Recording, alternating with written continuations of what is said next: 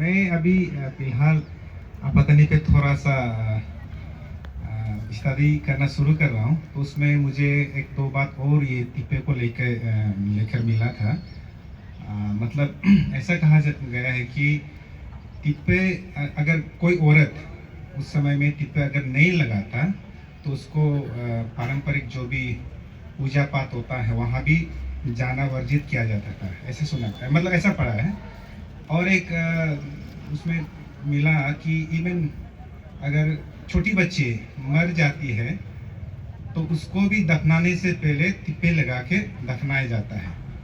अगर ऐसा नहीं किया तो बाद में उसकी आत्मा को और देवता उसको ग्रहण नहीं करता, ऐसा मैंने पढ़ा। ये कहाँ तक सच है, मैं थोड़ा और एलोबरेट करने अगर आपने ऐसा सुना है या नहीं सुना, नहीं पढ़ा होगा, क्योंकि अभी आप स्कॉलर है ना, तो रिसर्च काम शुरू कर रहे हैं, तो आपने देखा होगा। तो क्योंकि इसके पहले हम दोनों में बहुत सारी बातचीत हुई और जो कहानी कथा यहाँ सामने लाई हम दोनों ने मिलके किया है काम। ये पूरा ढूंढ ढूंढ के लाई, फिर बहुत सारी चीज़ें हम दोनों ने मिलके काम किया, तो इसीलिए इस पर बहुत बात हो चुकी। तो आपको बता दें, इसी से अंदाज़ा लगाइए कि टिप्पे जो परंपरा है कितना सैक्रेड था, कितना डिवाइन माना जाता था कि कोई स्त्री यदि टिप्पे ना करे उम्र के साथ तो उसको रिचुअल्स में भी शामिल नहीं होने दिया जाता था। इसी से ये स्त्री को आउट या उसके साथ बुरा बर्ताव ऐसा नहीं, संस्कृति को किसी एक चीज़ को सम्मान देने के लिए।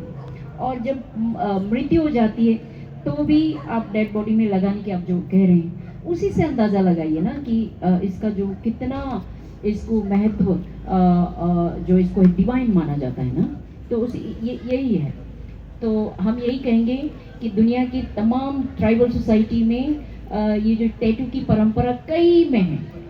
और टैटू ऐसे नहीं, टैटू एक इतिहास होता है। आपके चेहरे पे बना, किसी कोई चेहरे में बना रहता है, कोई शरीर में बनाते हैं, उसी से देखकर ही पता चल जाता है कि आप कितने दमदार हो।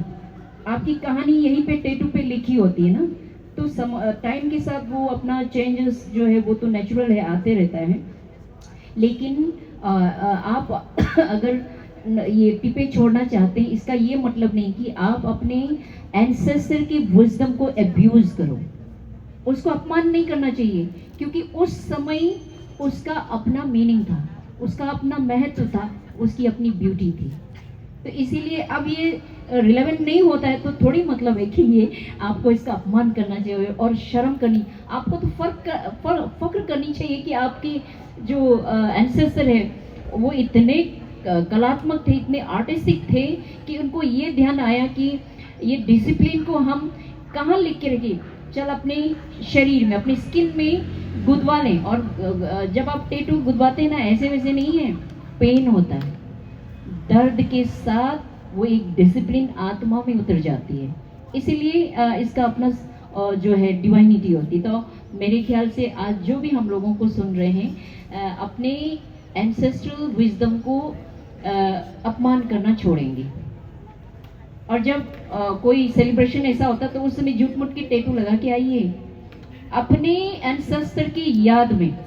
उसको बदसूरत मत कहिए, ये उसका अपमान है। तो बहुत बहुत शुक्रिया माधव। तो अगला कौन है?